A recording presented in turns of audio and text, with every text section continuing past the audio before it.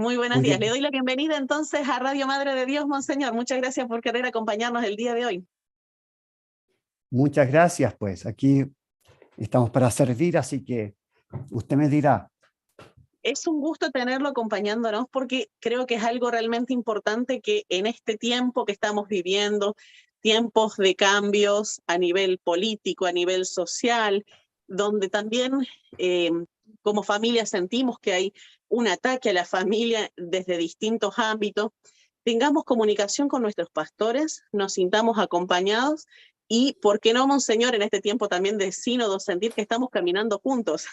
Recordar esto, que estamos haciendo un caminar juntos y que podemos tener también esa cercanía con las autoridades eclesiásticas, que podemos acudir a ellos y escuchar su guía, su orientación, sus palabras. Entonces, le agradezco que nos acompañe y así vamos a empezar en serio con el tema del día de hoy. Usted hace unos momentos atrás, Monseñor, nos enviaba una reflexión a través de las redes sociales de la diócesis de Villarrica y nos comenzó hablando de este tema de la Constitución, que es algo así bien importante en este tiempo en el que estamos viviendo con esta situación política que se vive. Entonces, bueno, qué mejor que sea usted mismo el que nos cuente de esta reflexión que hizo y nos pueda dar más luces sobre este tema, para que no la tenga que leer yo en este caso, porque lo tenemos a usted presente y agradecemos eso.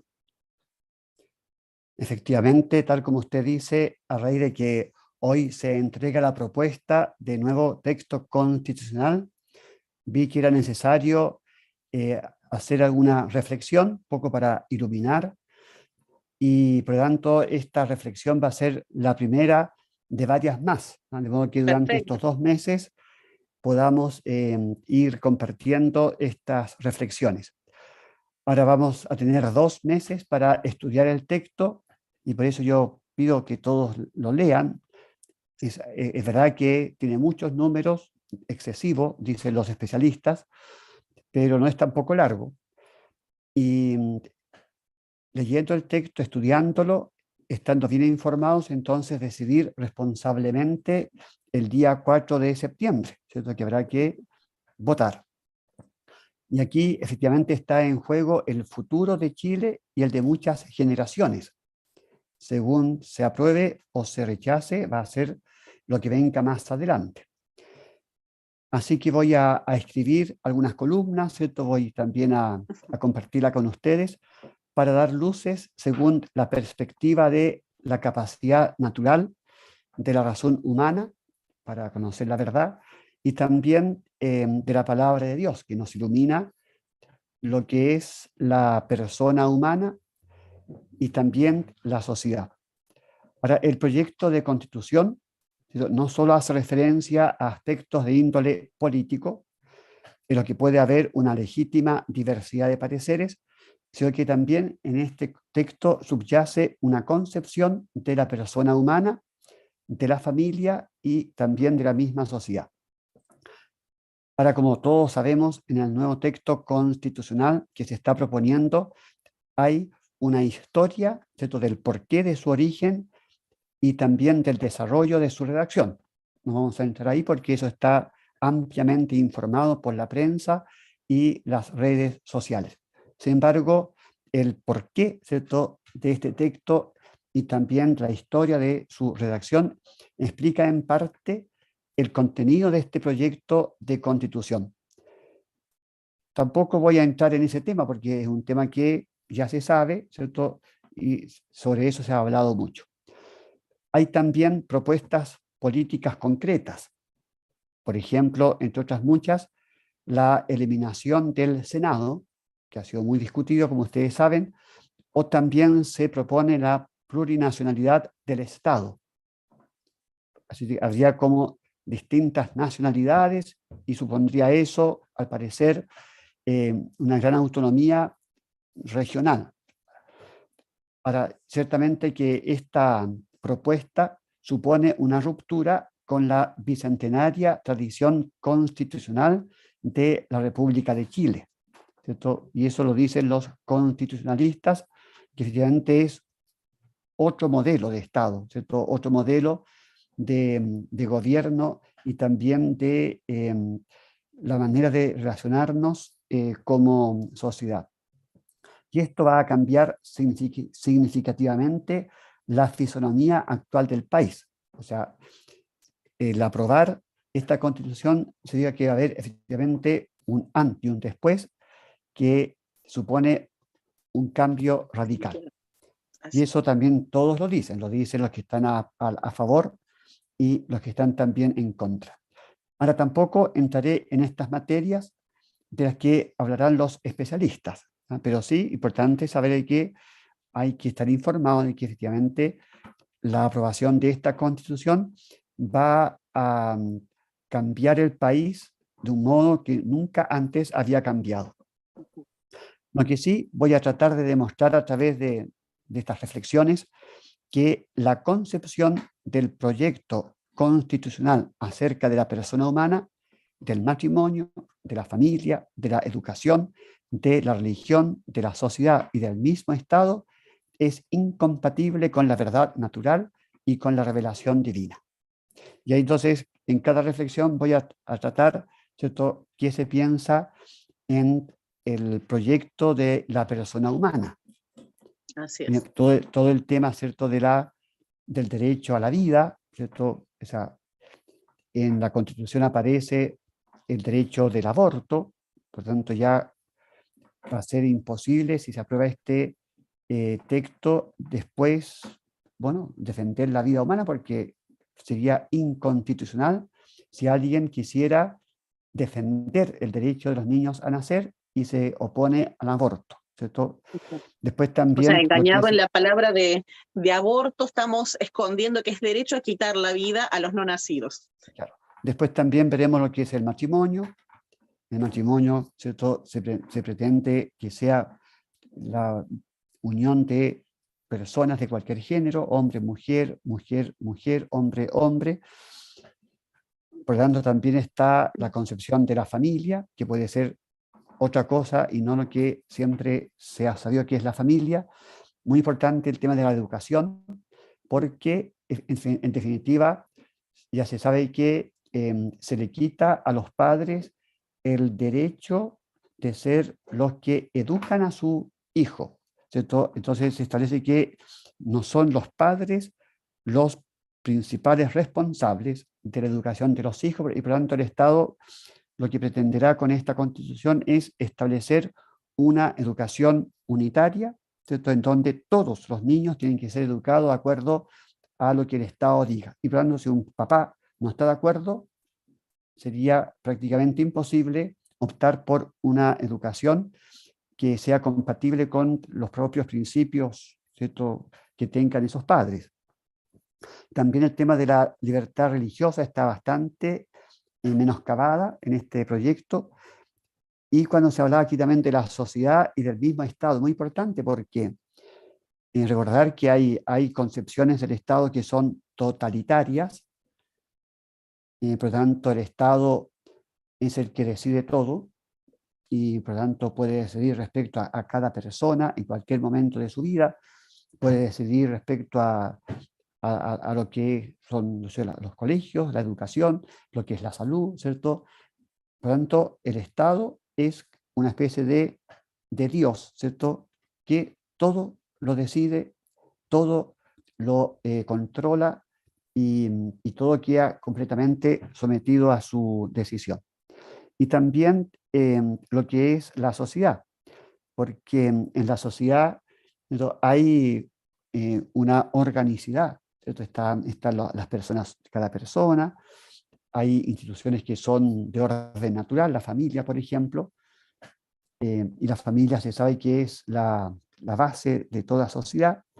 Después está también organismos que son intermedios, ahí están, no sé, por decir, las juntas de vecinos, los sindicatos, están las mismas empresas, ¿cierto? Están los colegios particulares, colegios fiscales, y por tanto uno ve que el Estado, la sociedad misma está formada por distintas realidades que son naturales, pero cuando se niega, ¿cierto?, esta realidad natural de ciertas instituciones, especialmente la familia, entonces perdemos el sentido auténtico de lo que es la sociedad. Entonces, el totalitarismo estatal lleva a que la concepción de la sociedad sea muy distinta a lo que realmente tendría que ser. Y yo concluyo, ¿cierto?, diciendo que el Papa emérito Benedicto XVI, en base a todo lo que la Iglesia ha enseñado, en base también a lo que es de sentido común, en base a lo que ya decía el Papa San Juan Pablo II y también hoy día el Papa Francisco, dice que para un católico hay principios no negociables en relación al Estado. O sea, si uno está frente al Estado, uno podría ya negociar ciertos aspectos. Por ejemplo, supongamos que ustedes saben que las denominaciones religiosas, ¿cierto?, que son los musulmanes, los judíos, eh, los evangélicos, los luteranos, los católicos, no pagamos impuestos por las dependencias religiosas. Entonces, si hay un templo religioso, una sinagoga, una mezquita, un templo católico, por ser religioso no paga impuestos. ¿No? ¿Por qué? Porque son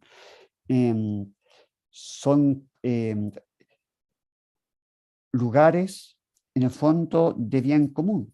Esto no son para fines de lucro, ¿no? Sino que, bueno, es para que todo el mundo venga, están abiertos para todo, esas cosas.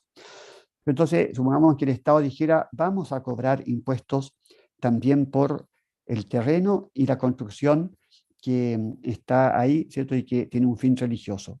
Bueno, uno diría, ya, negociemos. Uno podría, y bueno, y si hay que pagar impuestos, bueno, habrá que pagar, ¿cierto? Sería para nosotros lamentable, pero eso no va en el orden así de la divina revelación, ¿cierto? Así es. Pero sin embargo, hay principios no negociables en relación al Estado, que no podemos nosotros en eso ceder. Por ejemplo, ya hemos dicho, el respeto de la vida humana desde su concepción hasta su muerte natural. El Papa hace poquito, el Papa Francisco, en una entrevista decía que el aborto, ¿cierto?, es algo que no puede aceptarse. Hay que seguir luchando contra el aborto. ¿Ah? Después, tampoco se puede negociar que la familia esté fundada en el matrimonio entre un hombre y una mujer, ¿cierto? Primero es la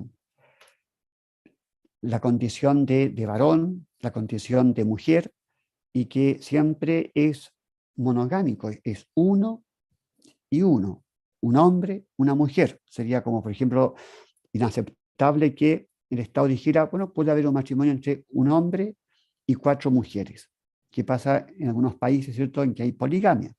Un hombre tiene 4 mujeres, que dice la palabra de Dios, que dice también la ley natural, y que pasa que la dignidad de cada persona supone que es un hombre, una mujer. Eso. Después también la libertad de los padres de educar a sus hijos. Ellos son los principales responsables. No puede ser que el Estado sustituya a los padres, ¿cierto? Y puede ser que en el caso nuestro los papás puedan elegir quizá un colegio u otro, pero pasa que la educación, lo que se está transmitiendo en ese colegio va a ser exactamente igual en todas partes. Por lo tanto, no puedo, claro, yo digo, hoy día elijo un colegio porque en este colegio están educando según mis principios religiosos. ¿Ah? Aquí, por ejemplo, ustedes saben, muy cerquita del obispado hay un colegio adventista. ¿Ya? ¿Y por qué hay un colegio adventista? Porque en Chile existe libertad religiosa y libertad de educación. Entonces, una iglesia adventista en este caso dice, yo quiero construir un colegio según los principios religiosos adventistas. ¿Para quién? Para nuestros fieles adventistas. Y por tanto, como hay libertad también de educación, ¿qué dice el fiel adventista? Yo pongo mis hijos en este colegio adventista. Pero ¿qué va a pasar con esta nueva constitución? Que en ese colegio adventista, lamentablemente, el Estado va a imponer su visión del hombre. Entonces, si los adventistas dicen el matrimonio es un hombre y una mujer, estarán obligados, según esta nueva constitución, obligados a no decir eso, porque eso sería discriminatorio, sería no inclusivo. Entonces tendrán que decir, bueno, dentro de los distintos matrimonios, uno es hombre-mujer, pero también, ¿cierto?, es matrimonio hombre con hombre. ¿cierto? Y también es matrimonio, mujer con mujer. Y también sería matrimonio un hombre con 3 mujeres. ¿Sí? Entonces, claro, obviamente que eso va contra nuestros principios más fundamentales de orden natural y también revelados.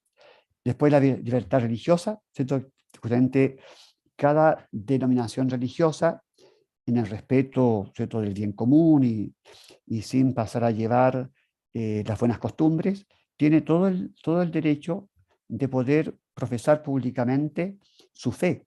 Y por tanto tiene el derecho también de tener colegios en donde se enseñe la fe tal como esa denominación religiosa la, la enseña. Es lo que nos pasa a nosotros, ¿cierto?, como Iglesia Católica, que en nuestros colegios católicos, bueno, enseñamos de que existe Dios, ¿cierto? Y que Dios es Trinidad, y que el Padre envía a su Hijo, ¿cierto? Que se encarna, que es Jesucristo, y que, bueno, entonces, pero entonces, claro, nosotros tenemos que asegurar esa libertad religiosa. Y luego, la promoción del bien común, que sea realmente bien común, ¿cierto? Que abarque a todos, a los niños por nacer, al ancianito que está ya desahuciado, al pobre, ¿cierto? Al que está en situación de calle, al inmigrante, pero no solamente, ¿cierto?, una promoción del bien de ciertos sectores, ¿ah? Como que hoy día hay un sector que quizás se vea muy beneficiado, pero el resto no.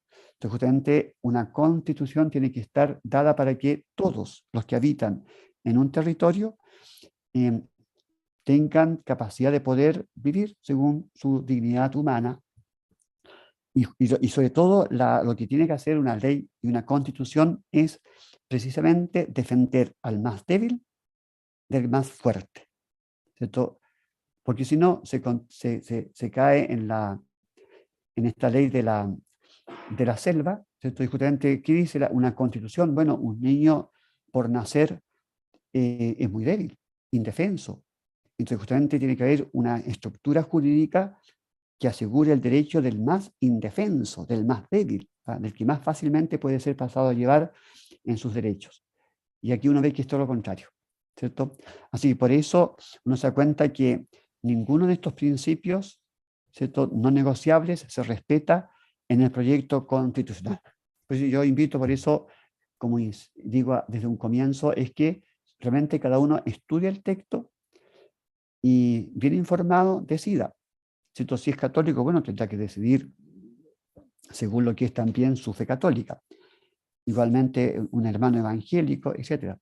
De modo que cuando uno vote, sepa lo que está haciendo y asuma esa responsabilidad.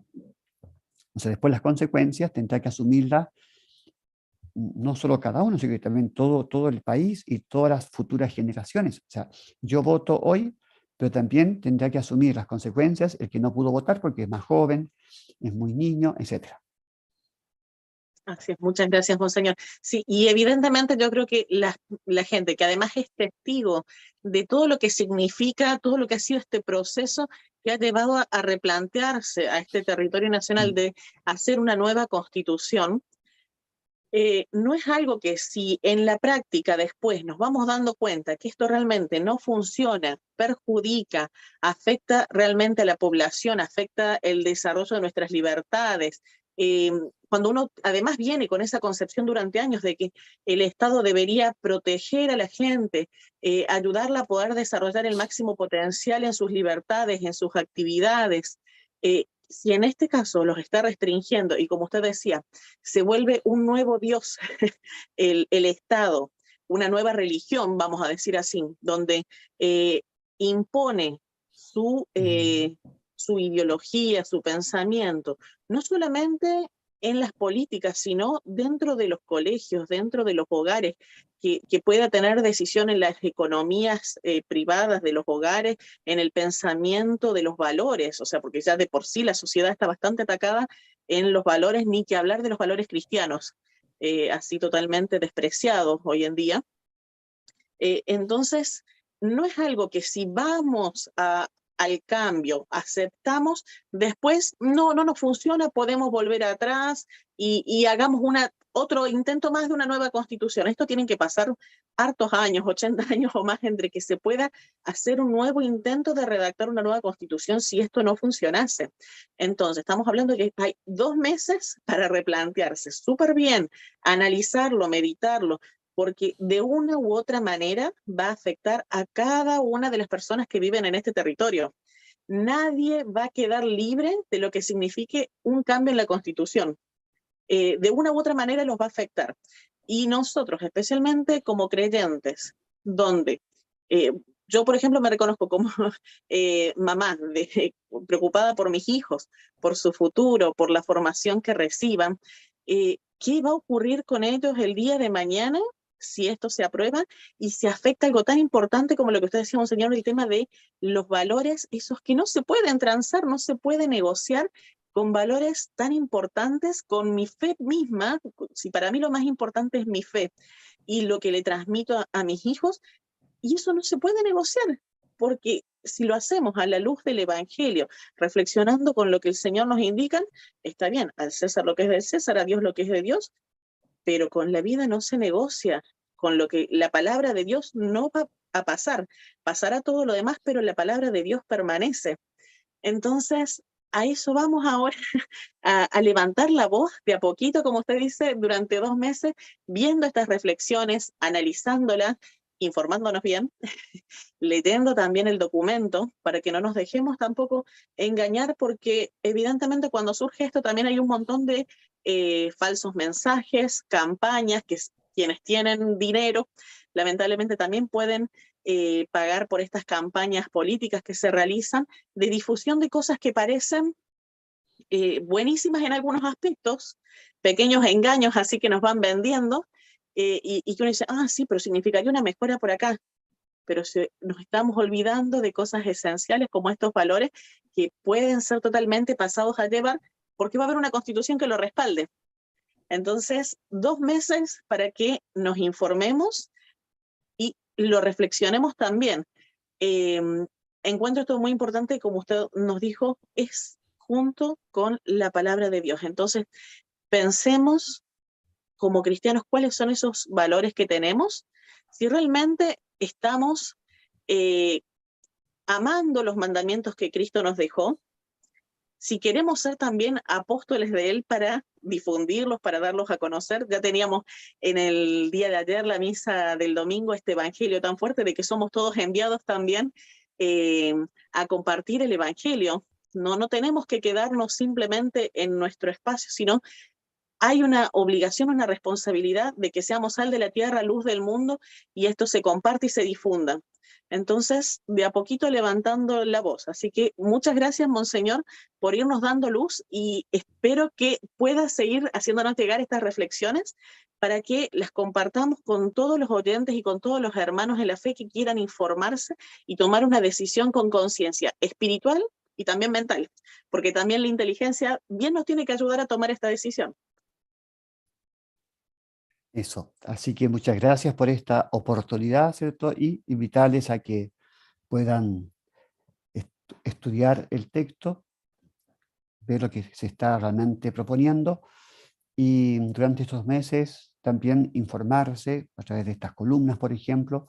Seguramente también habrá otros obispos que dirán cosas, ¿cierto? Así que sentió también todo eso que se vaya un poco ahí dando a nivel de iglesia, de gente muy competente, a nivel incluso constitucional, ¿cierto? Hay abogados muy competentes, para que seamos personas súper responsables en nuestra decisión. Así es, monseñor. Muchísimas gracias. Le pido, antes de despedirnos, que por favor nos dé su bendición. El Señor esté con ustedes. Y con tu espíritu. Y la bendición de Dios Todopoderoso, Padre, Hijo y Espíritu Santo, descienda sobre ustedes, les acompañe siempre. Amén. Amén. Muchísimas gracias, monseñor, por habernos acompañado en este espacio en Radio Madre de Dios y también por las redes sociales. Nosotros, en este deseo de evangelizar y compartir la buena noticia, vamos a seguir también compartiendo, en este tiempo de sínodo también sigamos caminando juntos y compartiendo las palabras de nuestro pastor estas reflexiones que hace por redes sociales, por radio y de todas las maneras que sea posible. Así que muchísimas gracias por habernos acompañado, monseñor. Que tenga Que Dios excelente bendiga. jornada.